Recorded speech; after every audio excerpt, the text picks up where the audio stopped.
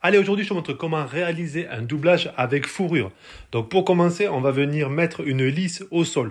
Vu qu'on a un carrelage ici, on va mettre des chevilles à frapper sur chaque joint au niveau du carrelage. Et au-dessous de la lisse, on a mis une colle polymère. Pour rigidifier les fourrures, on va mettre des appuis intermédiaires. Donc là, on va mettre des Ursafix 85. Parce qu'ici, on va mettre une laine de verre de 75 mm.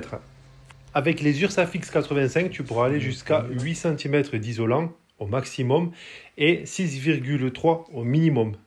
Donc quand tu vas mettre ton laser en place pour implanter ta lisse au sol et ta lisse au plafond, tu vas donc prévoir 8 cm plus les 18 mm de la fourrure. Donc tu seras à 8 plus 18, donc 9,8.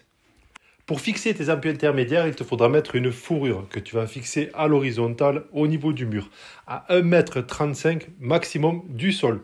Donc au dos de cette fourrure, tu vas venir mettre une colle polymère et bien sûr on va venir fixer cette fourrure. Donc là j'utilise des chevilles crampons 8,30 avec des vis peinture 6,35.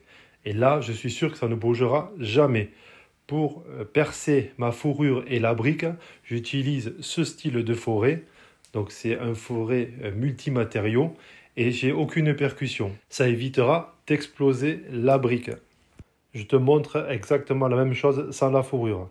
Tu vas voir qu'ici on n'a aucune percussion et on n'abîme pas la brique, on ne l'explose pas.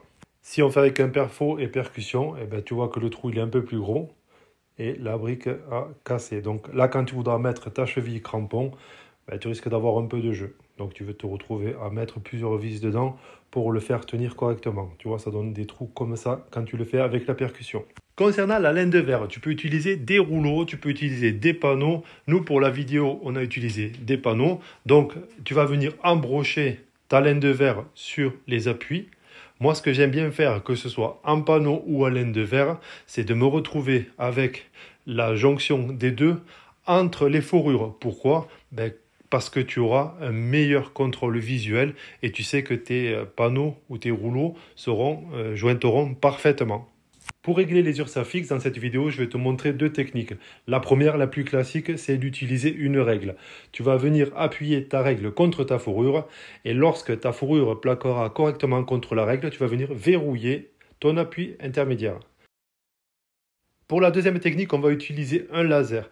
Là, ce qu'on va faire, c'est qu'on va se mettre à 10 cm de la lisse au sol et à l'opposé, on va reprendre 10 cm, ce qui correspondra à la largeur d'une règle de maçon. Petite astuce, si tu es tout seul et que tu ne vois pas le point sur le sol, tu prends une petite boîte blanche, tu fais une trace au marqueur et ça te fera une pige et à distance, tu pourras régler ton laser correctement.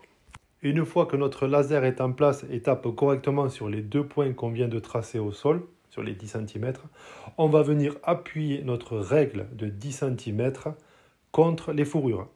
Pendant que tu règles, tu vérifies bien que tes appuis intermédiaires soient bien verrouillés.